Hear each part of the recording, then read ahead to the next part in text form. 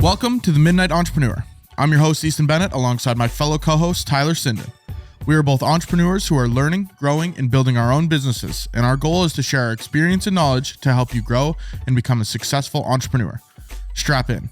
Before we get started, if you have any questions or things you'd like us to cover, you can email us at themidnightentrepreneur@gmail.com. And if you'd like to join our business Discord where we talk about wins, business problems, or general questions, shoot us a message and we will get you in there. Tyler, what's going on? Saturday afternoon. It is Saturday. Not too much, man. Just had my first swim in a 50-meter pool, and that was a lot more difficult than I expected. Yeah, a little bit longer. What was the one before, 20?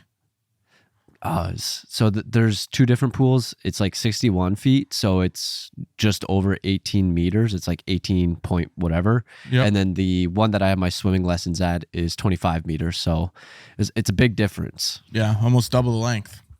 Exactly. Yeah, it's like two lengths of the pool is 100 meters, where the other one, I got to do like five or six. So it's like completely what is it? Like my number of laps have gone down quite significantly to get to the same point. Yeah. Because like before I was doing like 200 laps, and then this time I did like 30. Yeah. And it gets me to like the same point. Yeah, that's all right. You're still pulling the same amount of water. Trying to cut through it. Yeah, exactly. All right, Tyler, other than the new pool, what's been going on with you? I don't know how many times I need to fuck up to learn, but we had another one. Another website issue, hey? Yep. So I wouldn't say it's as serious as the last time, but I can't access their backend, and I don't think anyone can. So I contacted the hosting company, and I was like, "Hey, what's going on? Can you help us or help me?" And they ended up sending it to their tech team, and now I got to wait 72 to 96 hours for them to go back to the backups and potentially bring it back, because I cannot access it at all. No one can. So hopefully the backups work. That's so why we wild. do backups. Yeah. Backups. So I think backups. So I did back it up. I was making a staging website, and I was trying to make that live. It wasn't working, so I tried to do a bunch of stuff, and then I ended up deleting it, and that ended up causing a bunch of issues apparently. And now I can't access any of the website, but the website is still live. What I'm thinking, if they can't get a backup, it's one issue or one solution that we can do is I'll be like, hey, look, I'll host everything. We'll just have to move it over to my hosting. I won't charge you or anything for that. This is on me. And I have the backups for his website. So then I'll be able to just re-import those backups into his new website, and I would just be hosting it as opposed to his current host. So. Okay, gotcha. So are you learning from fuck up number 1 to fuck up number 2? Different fuck ups, but I'm trying to, man. It's like I just don't expect this stuff to happen, so I need to start thinking before I make these big actions happen. And yeah, trying to learn, because it's like what Alex always says is you aren't learning if you're doing the same actions over and over again. So I don't know. I know this is different issues, but same kind of result is happening. Well, as long as you're learning from it a little bit, maybe it takes one or two times, but yeah, I mean, obviously it's not going to always be all sunshine and rainbows. So yeah, learning the hard way. That's how it goes. Well, I'm going to look back on these days and be like, that shaped me into who I am today. Yep. Remember when I didn't know how to make a website stay live? That's what you're going to say. Exactly. And then I would be panicking for the next day until the websites came back up. So that's what I learned from the first one is I can't do anything right now. So just try and keep busy in the meantime. Yeah. So you're panicking a little bit less than the first time, which is good. Yeah. Last night I was panicking, but then I was just like, okay, I guess I got to wait now for 72 to 96 hours. And hopefully they got the issue fixed. You're like, yeah, can't do anything about it. So no need to stress about it. Good to hear. Little update on my end. I had a birthday on Thursday. When does this come out? Monday. It was a good time. Other than that, just been grinding a little bit. I did have an awesome birthday gift I woke up to. got a text message, and it was from a client that we worked with this summer, and they said, "Hey, we got another job for you. Give me a call." And so I gave her a call, and she said, "Hey, we really like the project that we did this summer, and we think we want to do a new one. We're launching this new product, and we want you to follow us around for a week and create like a mini documentary. And you'll go to San Francisco, New York, and Boston with us." Can I come? Yeah, no kidding, right? And she's like, "Is that something you would do? Do you travel for work?" And I was like, "Dude, that'd be awesome." But yeah, she's like, "Just give me." I was like, "Do you want me to edit it or just shoot it?" She's like, "Well, get us. Just start thinking about a budget for both. One for just coming out and shooting for 5 days." She's like, "Obviously, we'll pay for your flights and your lodging and everything, and then also give us a budget for editing it as well." So I was almost on the phone to be like, "Dude, I'll just do it for free. Just pay for my flights." But yeah, so that was pretty exciting. Exciting news. She's like, "Yeah, we want to do it like the second week of January." So gonna have a meeting this week about some of the budget stuff and the actual details for the project. But that was a good little birthday gift. Awesome. That's exciting. Yeah. That's like one of my goals that I'd want to do is just being able to travel to work. I've always thought that's cool to be able to just travel for work. So you're moving up, getting some bigger clients and doing some new stuff, it looks like. Doing my damnedest. And I don't want to say who it is because I don't know all the legal stuff, but I can tell you after the episode. And hopefully I can. Who it is. Yeah, you probably know who it is. But yeah, so. Well, you got it in the notes. Oh yeah, there you go. So yeah, hopefully I can share a little bit more information as the coming weeks come, but for now we'll leave it at that. Pretty exciting stuff. Awesome. That's a pretty exciting one. I'm not going to lie. Yeah. And they're like, "You just follow around CEO." And I'm like, it's crazy. Oh shit. Yeah. Which location are you most looking forward to? Probably New York. Not going to lie. Never been to New York. Have you been there? No. Nope. Been to any of those locations? You ever been outside of North Dakota except for Vegas? I've been to LA. And she's like, "Well, how do you get to San Francisco?" And I was like, "Never been there." But I was like, I think you can go. When I went to LA, I went Denver to LA. And I'm pretty sure New York is just Minot to Minneapolis to New York. So I'm like, we could figure it out. But so you'd be going back to Minot every time, or would it be like San Fran, New York, Boston? I think it would be one location to the next, and then back to Minot. Okay. Yeah. Okay. But got to get somewhere to one of those locations to get to the other ones. So I don't know what would be the easiest route. Probably, I'm thinking it would be like San Francisco and then over to the East Coast and then back. But I don't know. And then I thought about, I was like, man, maybe I could, if I go there and they want to do a Monday to Friday and I just say, "Hey, just book my flight for the following Monday. I'm going to stay in one of the cities for a couple extra days and just kind of check it out." Shayna doesn't work. So I was like, "Hey, maybe you want to fly out to whatever city I'm in?" She's like, "Honestly, I wouldn't be against it." And I'm like, so maybe we'll see if that works. But yeah, pretty exciting. Cool. Hopefully I get a little bit more information this week. That'll be fun. Yeah. Well, I'm excited for you. She's like, "Do you want is it good to like if you shoot all of it, or is like you just want to shoot some of it?" I was like, "It's going to be more cohesive if I shoot everything." But yeah.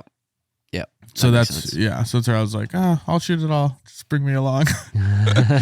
So I want to go. Yeah. But yeah, let's what else you got on your list here, Tyler? I just got a notification. You can go through yours. You can go through yours, and then I got something new at the end. Okay. Yeah, I just got a notification that Shohei Ohtani just went to the Los Angeles Dodgers, 10 years, $700 million. So no Blue Jays. Yeah, no Blue Jays. But yeah, other things on my list here. I got some client Christmas gifts. I've been doing that a little bit.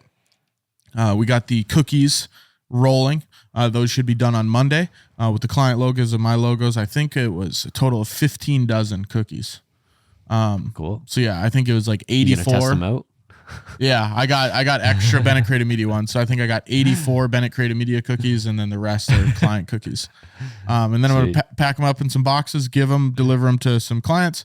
I wanted to do a little bit more like personalized gifts, but the one thing I realized is I'm like, I don't know how to personalize a lot of these gifts because I haven't talked to like I know these people, I have good relationships with them, but I don't really know what they like. So I've started a client spreadsheet where I can write down like their interests and stuff. So for example, this last week, we were shooting in Devil's Lake, and my contact point, her office is full of 49ers stuff, huge 49ers fan. So I'm thinking, you know, for Christmas, I'll get her, you know, the box of cookies or whatever, and then maybe something 49ers related. So I've started a spreadsheet to start. Once I start hearing these things, I can't remember all of them. So if I just start punching them into that list, so then when it comes for their birthdays or it comes for Christmas, I can refer back to that list and see what I can get them.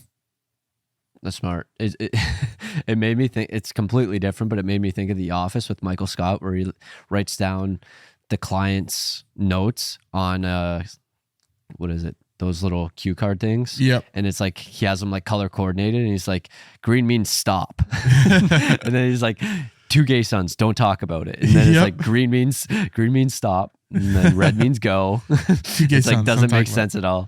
Yeah. And then it was funny because Dwight ends up stealing them, and then he starts asking him about it. And then he's like, yeah, that means stop. Yeah. Don't ask about it. Don't ask. But yeah, that's smart to take notes. I started actually doing that with people when I would like meet someone new, and just any like notes that they tell me about themselves to try and remember it better. Yeah. I would just add it in their contact information on my phone.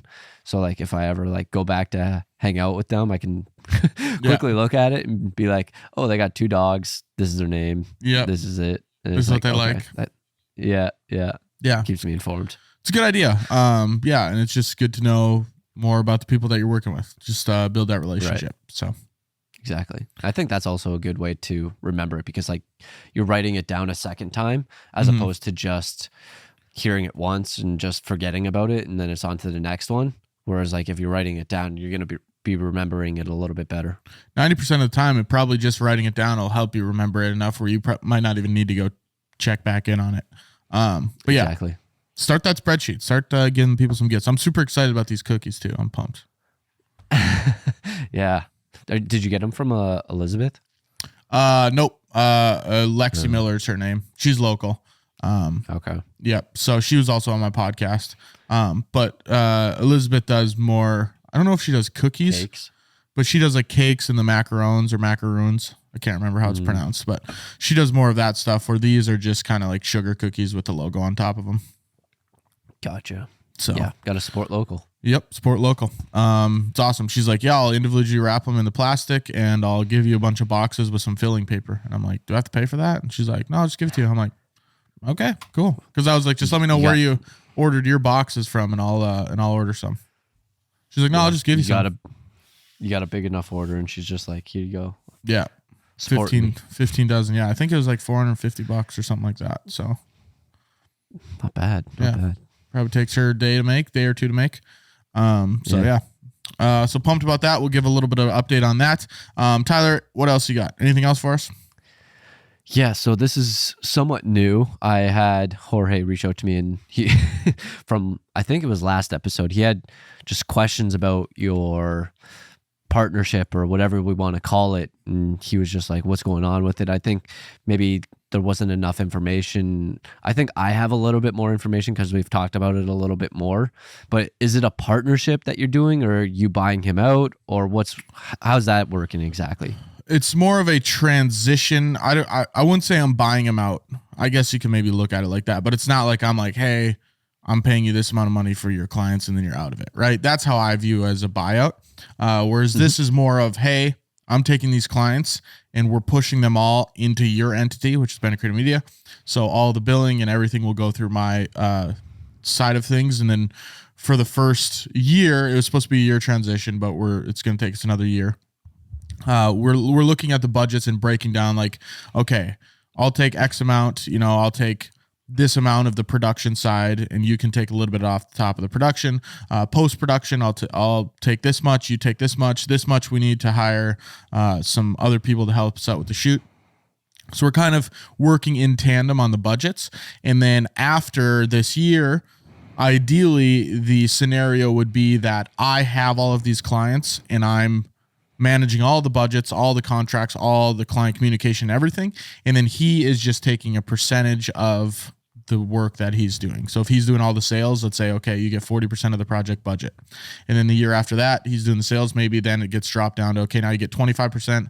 And then the last year you get 10%, whatever it might be. So there is going to be some sort of phase out period, but it's going to be more so he's still going to be hands-on working with it. He's just pushing the majority of the work to me so I can start handling it. But he wants to make sure that obviously the client communication is still going well, and he really likes the sales side of things. So he still wants to sell videos. He just doesn't want to be doing the actual shooting. He doesn't want to be doing the actual editing, pre-production. He doesn't really want to do a lot of that. So I think it's more so the sales, closing those contracts and taking a cut from it is what he's looking for. And then eventually, whether it's after this year or it's, 2 years from now, there would be some sort of phase out period, or maybe some sort of agreement where he is just now working on commission. He's selling the jobs and I give him a cut of the budget. So we have yet to figure that out, but it's more so of a partnership transition rather than a buyout. But, it's kind of all one and the same. So there isn't really a valuation on his side of the business, his clients? I don't think so. I mean, I know what his yearly revenue is and stuff, and you can figure that out. Sometimes it's 2.5 times revenue. I think that's standard in some places.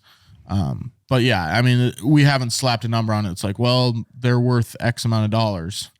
It's more so transition into it and still work together on the budgets, make sure things are profitable. And then after we have pretty much everything pushed on me, that's when we'll figure out how does he get out of this or what is his role moving forward.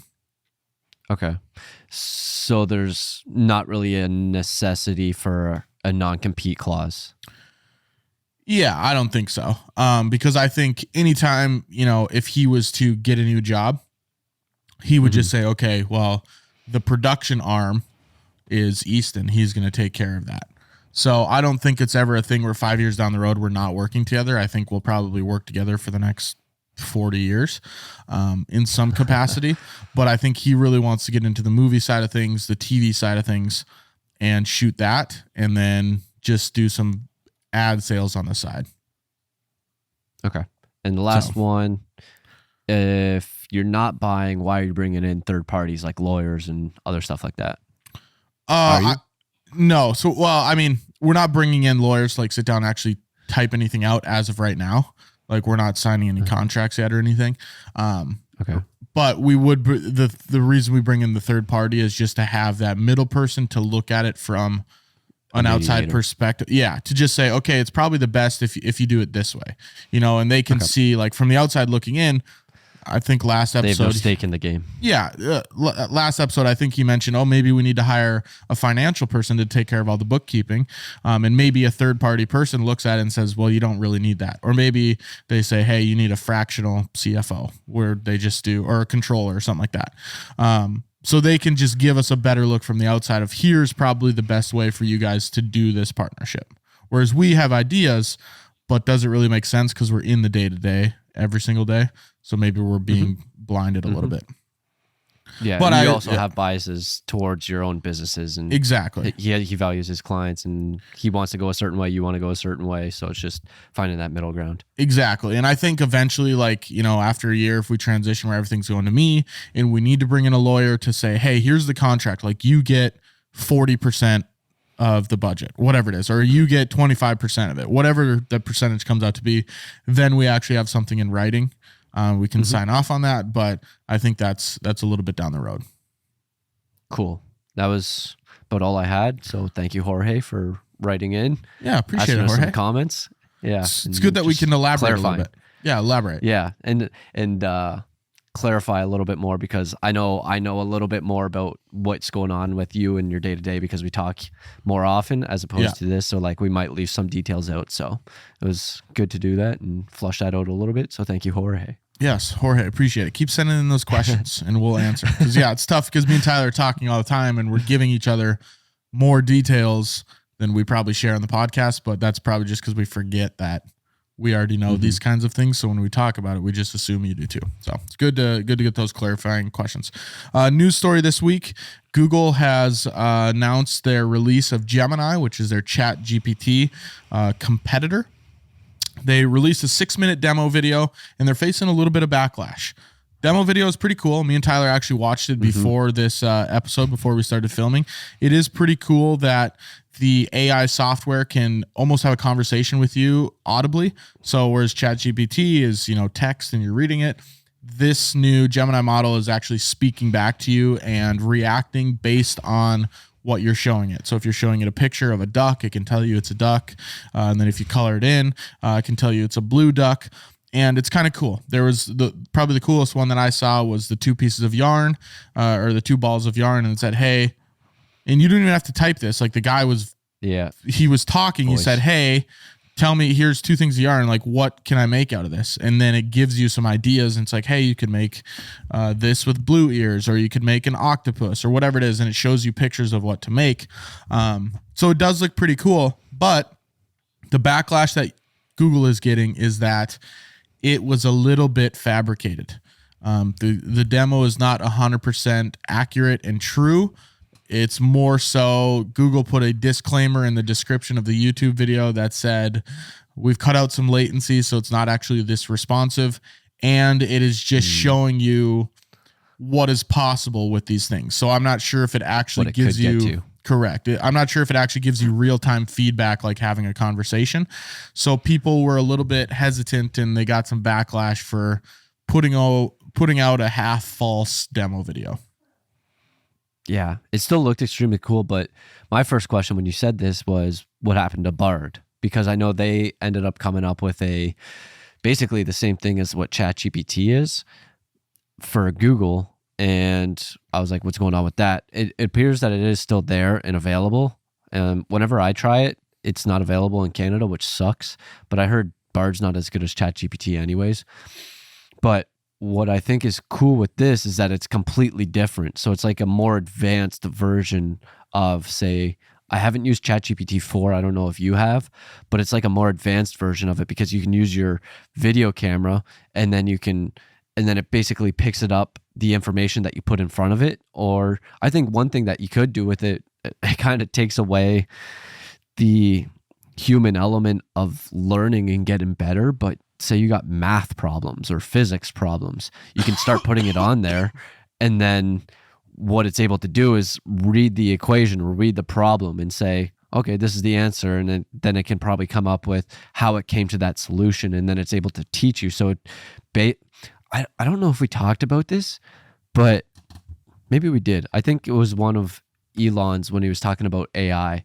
But what AI can be is like the best tutors and mentors possible because they have the patience to wait for people to learn and to teach them properly. So I think that could be a really good way because it's like, maybe it's like, don't give me the answer, help walk me through this. Yeah. And I think that's what's cool about it. Like you mentioned, it is a direct competitor with ChatGPT, but it's totally different. Like this is audio. It's advanced They're talking. You can use cameras. I have used ChatGPT 4. I have the paid subscription for ChatGPT, so it's pretty good. Like I use it all the time. But Google coming in, it's only going to make both products better because they're obviously going to have to compete with each other, and it's going to make both of them better.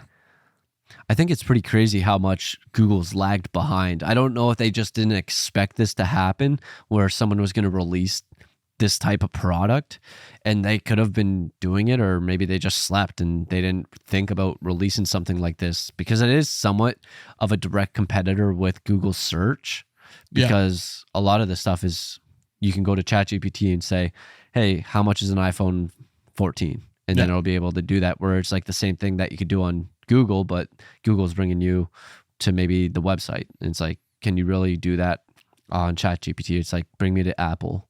I'm not going to lie. Ever since ChatGPT came out, I don't Google stuff nearly as much as I used to. Really? Yeah.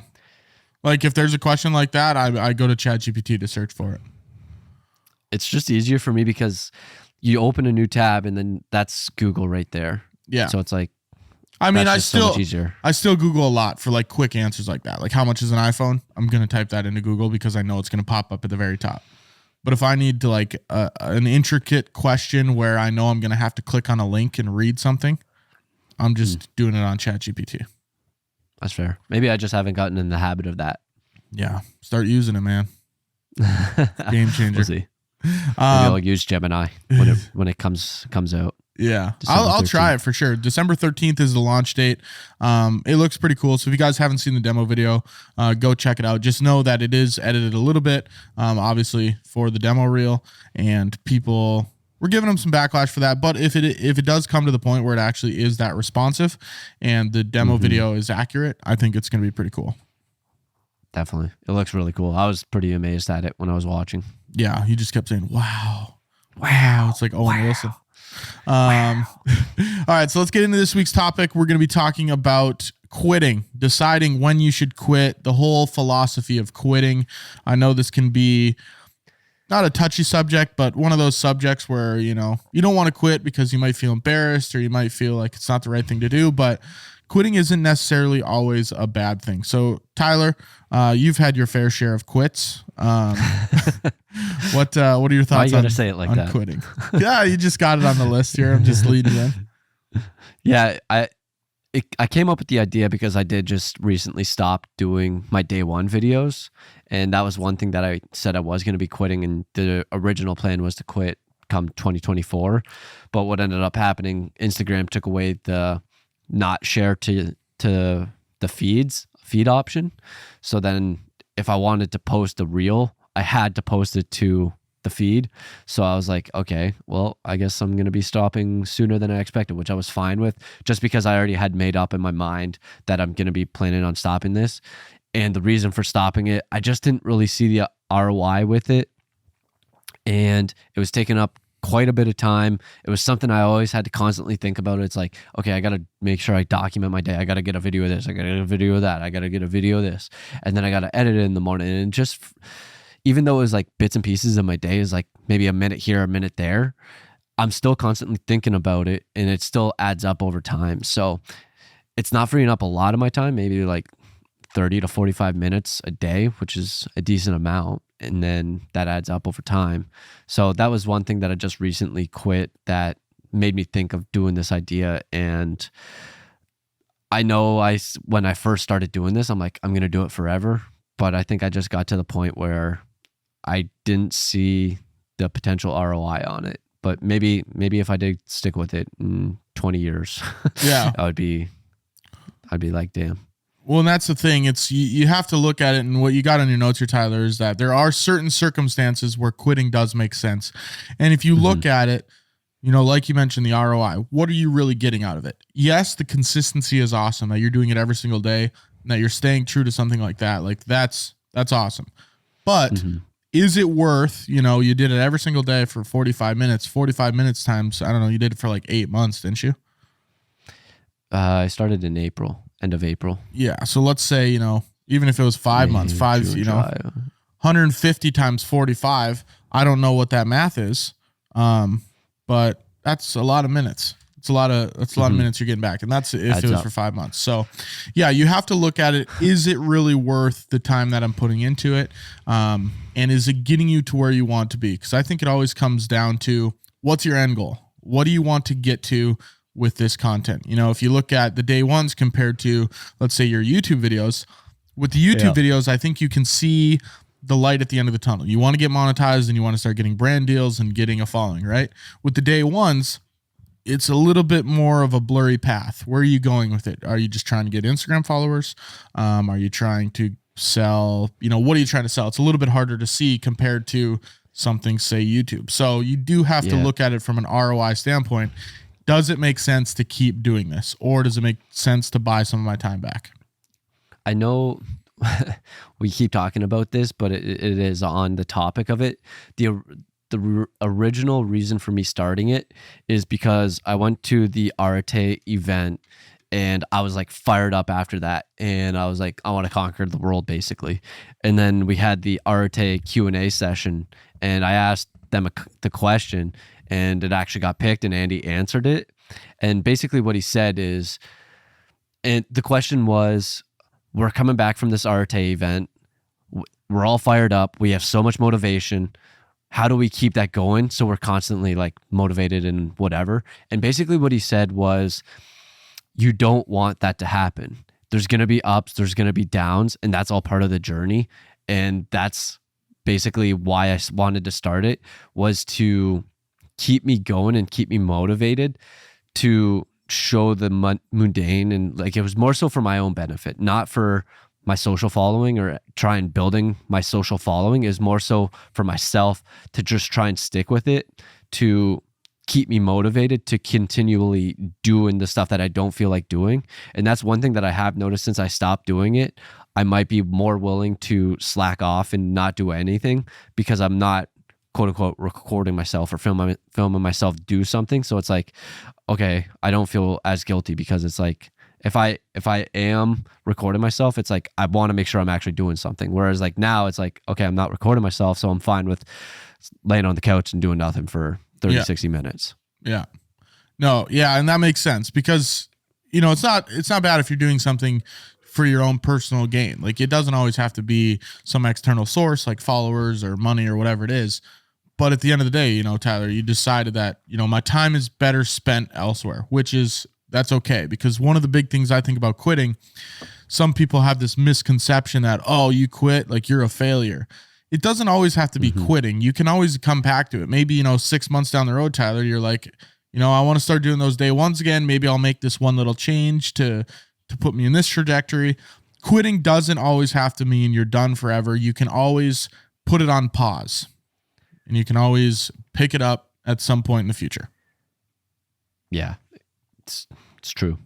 I don't know if I will ever go back to that, but that's obviously one area of potentially quitting. And like for me, there was like a lot of other things that I did quit. Like when I was growing up, like I would always start something new and then quit, and start something new and then quit, and start something new and then quit. And one of those things was drumming. And then I know I started YouTube for I don't even know if I would consider starting it, but I did a lot of brainstorming. I filmed a video and that was as far as I got. So I don't even know if I would consider that quitting because I didn't even start. Yeah. But there is a lot of stuff that when I was younger, and that's one thing that I tried to change more recently, is if I'm going to start something, I got to make sure that I see it through and I don't quit. Yeah. And I don't think it's bad that you're doing these things and quitting either, because I do think not enough people try enough things. I've had a lot of conversations, people ask me, oh, you have a business, you get to do something you love. I don't know what I like. And I'm like, well, what have you tried to do? Where in Tyler's case, he tried drumming. Maybe he fell in love with drumming and then he wanted to be a drummer, but he tried it. He didn't like it. He quit. Right. Go ahead. At the same time, one thing that I do have later on in here is a lot of the times you might not like it at the start because you're shit at it. Yeah. And you want to be good at it. And that's potentially why I quit, because I wasn't good at it. I didn't see the payoff, and I didn't stick with it long enough to be able to say, oh, this is fun, this is enjoyable, because it obviously gets more enjoyable and fun once you get good at it. Yeah, and you definitely have to. That's a good point, Tyler. You definitely have to stick with it long enough to see, is this something that I'm going to like? If you do it for one time, like let's say you're doing pottery, you go do pottery and you suck at it because you're going to suck at it. You've never done it. And then you're like, I didn't like that. That sucked. It's like, okay, well, you're shit and you've never done it before. But if you do it for, if you do pottery for 2 months, you're like, I'm pretty good at this. I made some pots, a couple of mugs, but I'm like, it's just not really for me. I don't like it. That's a totally fine time to quit. And at least you tried to see if you like that thing, because a lot of people, like I said, I don't know what I would do. I don't know what I like. And I'm like, well, you haven't tried anything. And you have to try it long enough to even see if that thing would be good. There's one thing that Alex always says is it's highly unlikely for you to be good at something when you're starting or doing it for the first time. And that's pretty much exactly what you're saying there. Yeah, it's very unlikely. Like there's so many things that, I sucked at video when I first started. Literally horrible. Tyler, when you first did your first website, you're probably horrible, Yeah. When you started video, horrible. When you were a content creator, horrible. Yeah, well, you don't know how to get it live, but the pre-actions are good.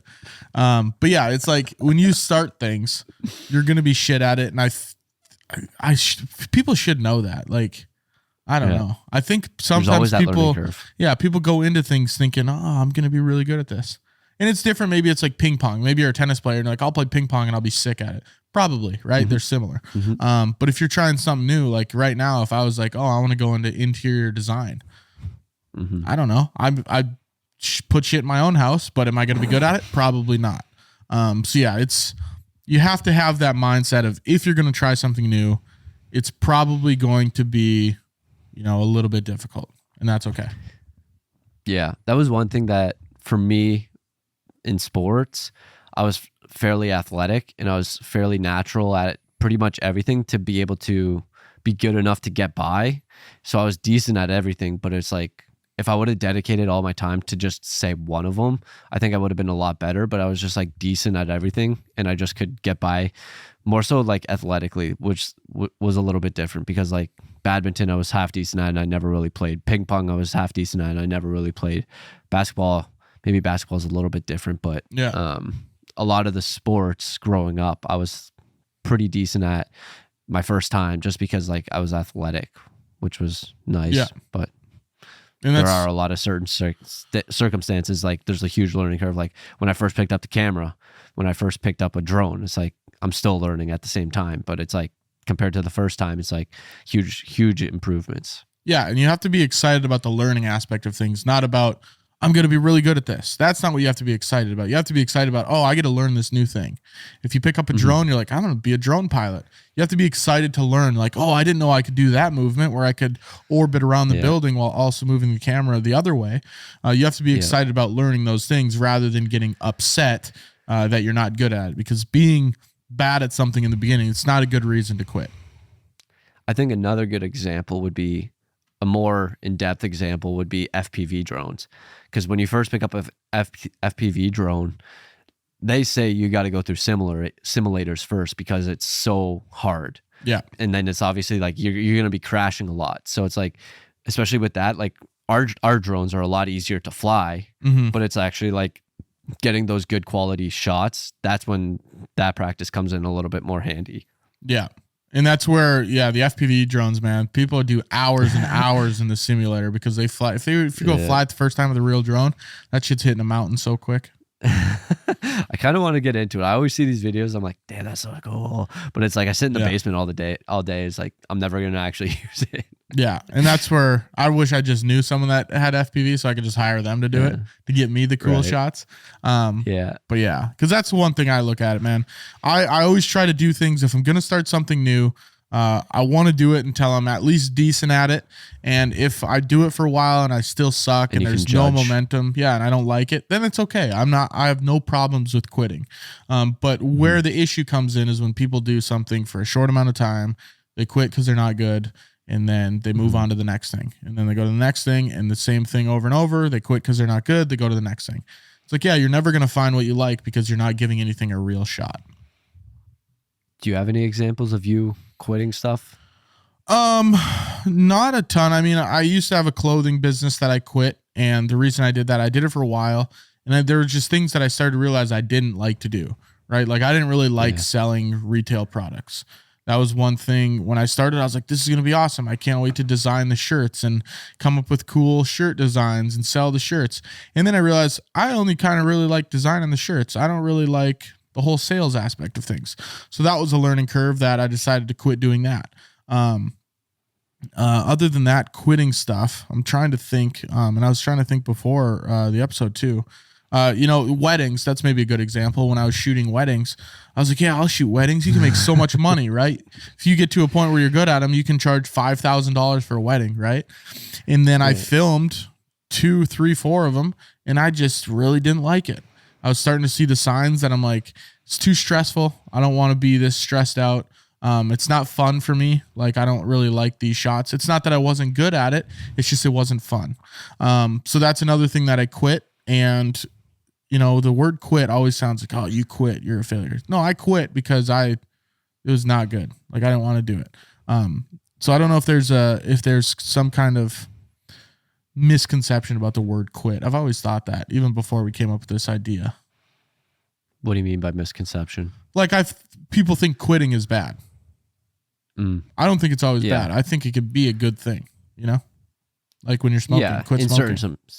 Exactly. Certain quit alcohol. There are certain scenarios when it is a good thing to quit. And you talking about quitting right there made me think of an idea or think of something, because like earlier you said you can always quit something and you can always go back. And then it made me think of my first time at college. I ended up quitting or I guess you could call getting kicked out same thing.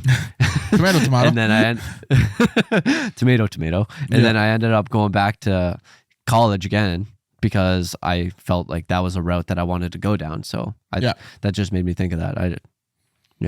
Yeah, and even like the clothing company I used to have, I quit doing that and stopped doing it, but that doesn't mean down the road, maybe I'm like, screw it. Like I got, a lot of money. I know how to run this better. We can invest a little bit more in it. Maybe I pick it back up. I doubt it. Probably not going to, but it's something down the road. Coffee shop first. Yeah, exactly. It's something down the road. And even, YouTube right now, I haven't posted a YouTube video in fucking forever. Oh my God. I don't count it as quitting. Are you going to hit your 10,000 goals or your 10,000 subs this year? No, I'm not. But yeah, so even that's like, I look at quitting as more so a potential postponing, we could call it. Procrastination. Yeah, that too. But yeah, I mean, there's so many different examples. If you quit your job, you allow for more time. You have time to work on other stuff. If you quit a certain type of video, like I did with weddings, you allow opportunities in other areas. Every single weekend, if I was shooting a wedding, maybe a different job comes up that is on the weekends, only happens on the weekends if I get to film an event or something. Quitting other services, they just allow you to grow in other areas. So anytime you quit something, there are good reasons for it. If the circumstances are right, it's not a bad thing. You just have to make sure that you give it the time to allow yourself to make that decision. You don't film too often on the weekends, do you? Like client work? Yeah. No, I try not to. I don't really offer up those dates unless needed. I just like to kind of the weekends. If I'm with clients, then it feels like, oh, it's just another weekday. But if it's not, and I'm doing stuff like on my computer or something, it feels like I'm getting ahead. You know what I mean? Or if I'm with shooting a project for a client, I don't feel like I'm getting ahead because they're doing the same thing. It made me, so when you're on set and you're filming, do you have like a standard for your BCM? Like that's the product you're putting out. You don't want to really risk it, put it in someone else's hands type of deal. Because when I was filming weddings, Mike was really particular with that. And he doesn't want to give up that control that he has when he's filming and say like outsourcing it to someone else. He doesn't really like to get rid of that. So do you have that similar mindset? Yeah, for sure. Especially the shooting wise. I think I want to shoot all of my projects right now for sure. Like be the one actually operating the camera and choosing the shots and the angles and the scene. Editing, I'm a little bit more lax on. I'm willing for some people to edit some stuff. If it's a bigger project where I have a clear vision, I still want to edit it. But yeah, right now I still want that control, but eventually I know self-aware enough to know that it's not going to be like that forever. And I will have to give up that control, but that's okay. I mean, I'm fine with that. And maybe I bring in a person to shoot these projects and I can still direct them. But I mean, if I'm on set directing, I might as well shoot it too. That's right. That's how I view it right now. And it's like when that person say you have someone else out, they're representing BCM. Yeah. And I assume, 10 years from now, someone will be out shooting and I won't be on set at all, which I'll have to trust. But I hope it gets to a point where just like Matt and Bismarck, he trusts me. I've been on multiple of his shoots for his clients and he hasn't been there and he trusts that I'm going to deliver. Hopefully one day I can find someone that works for me that I know has similar shooting styles. They understand the vision that I'm going for a lot of these shoots and can execute. But right now I don't have that person. But in the future, I do assume I'll have someone that can go out there and shoot and I won't have to be on every single set. Because it just made me think of doing weddings, say on the weekend, and if you didn't even want to do it yourself, just hiring that out and just having someone else do it for you. But then there's that person that's representing you at the wedding and then they got to get the footage. So then it's like, is it up to your quality standards? So that's just where I was going. I could outsource the whole thing. You know what I mean? Good. Outsource the shoot and the edit, and I'm just doing the client communication. And then you just collect a couple $1,000. Yep. It's not a bad idea. I could definitely look into that. I'd have to find someone to shoot it though. There's not many people in this area, but if I could find some people that are around and be like, just add another $600 on for travel. Wasn't that girl that did the BTS photos? Doesn't she do weddings? Yeah, but I think she just does photos, a lot of photos for the wedding. So I don't know if she does video stuff. So She said she did when I told her I was getting the BTS for video. She's like, I do that. Oh, cool. Well, yeah, maybe I'll just start having her do it. But yeah, something to look at in the future for sure. Tyler, you got anything else on quitting? No, there is a good book called The Dip by Seth Godin, and that just talks a little bit about quitting, when to know to quit, because there is like that low or slope where it's constantly up and constantly down, and there are times when it's not really necessarily the time to quit, and you might just be on that downward slope, and then that upwards is going to be higher than that down. So yeah, that's a good book if anyone wants to check out. Book recommendation. We should maybe start a segment like the recommendation corner. The rec deck. We sit on the deck and recommends two things. I was thinking about a podcast where it's differentiating yourself instead of just being like a couple people sitting in their house doing the same thing that everyone else is doing, but it's more so like you're like on the go type of deal. I've seen other people where they set up a table and they'll have like a stranger come and talk, I think, but I don't know if you've seen that before. Yeah, I've seen one of them. Just trying to do something different, because I was thinking it's like, if you got 1 million subscribers on YouTube and they're like, you should start a podcast. And it's like, okay, I don't just want to start another podcast that everyone else does where they just sit down and interview a person. It's like, I want to be something different.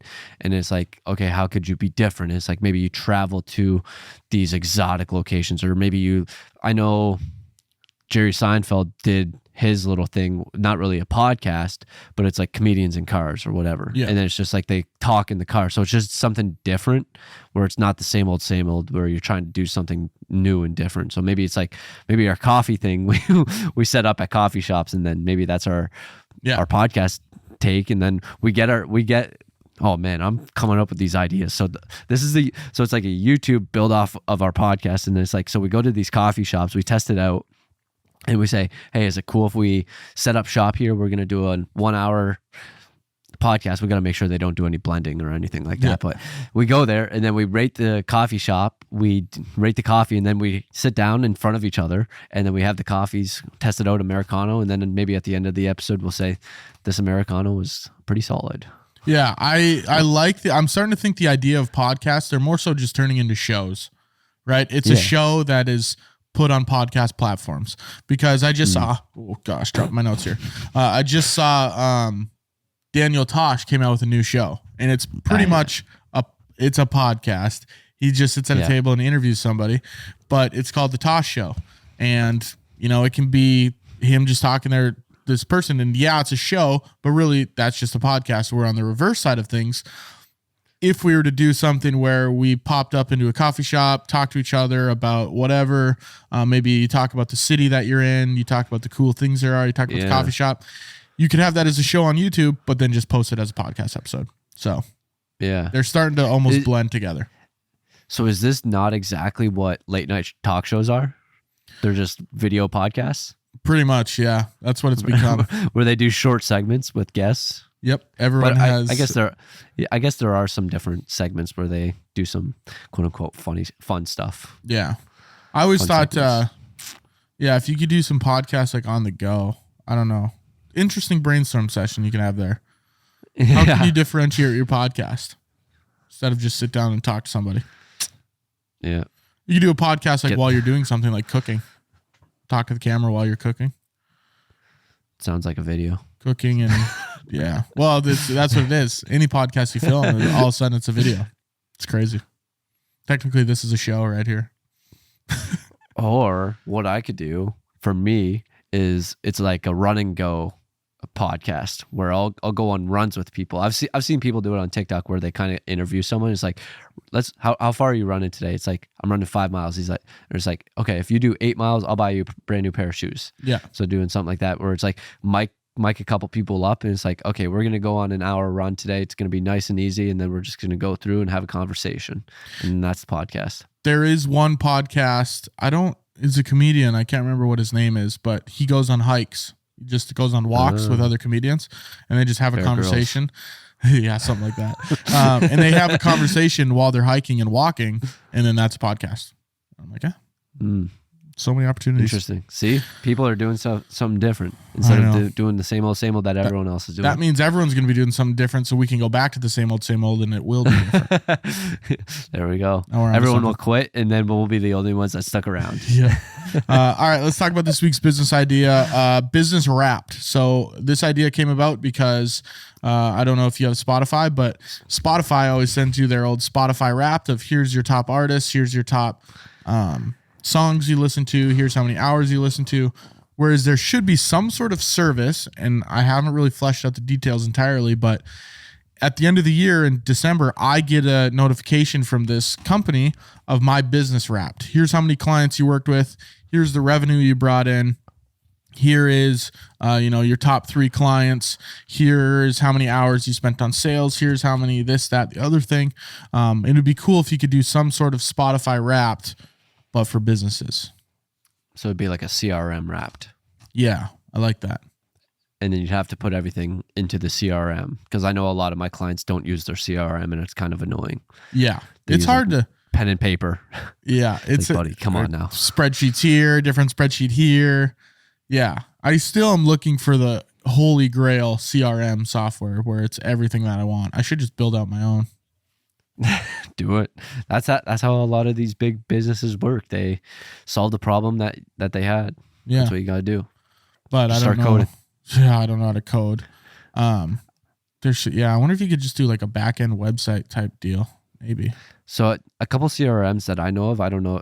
The only issue with HubSpot's extremely expensive. Like the packages are so stupid. It goes from like 50, 100, 2,000. It's like, yeah, right. And then the other one I know of is Go High Level. Those are 2 that I hear quite often. So yeah, I don't know if you've looked into it, but I just know HubSpot can be pretty expensive. But at the same time, HubSpot's like they want to be like a all-in-one thing. It's like CRM, website, everything. So see, I don't even want website. I just want one CRM where it has everything. I should make a list. I'm gonna do that sometime. Make a list of like, here's what I actually want in a CRM, and then either find that or build it. Build it, and they will come. Yep. I like it. So maybe that's your new idea. And then I can just add my business Wrap to it. It's like a videographer. Didn't they tell you to use a specific CRM when you joined that videography? Yeah, they said Monday.com, which I just use Asana, and then there's one other, and I used them both, and I thought they were both really clunky. Monday was for like tasks, and then I can't remember what the other one was called. There is the full-time filmmaker that I had, Parker, just came out with a new one called VidLead Studio or something, and I haven't looked at it, but people are saying it's maybe that's what I looked at. I missed the grandfathered price, 50% off for life. But yeah, I'll have to maybe look at that and see if that's something that's a little bit better. Yeah, check it out.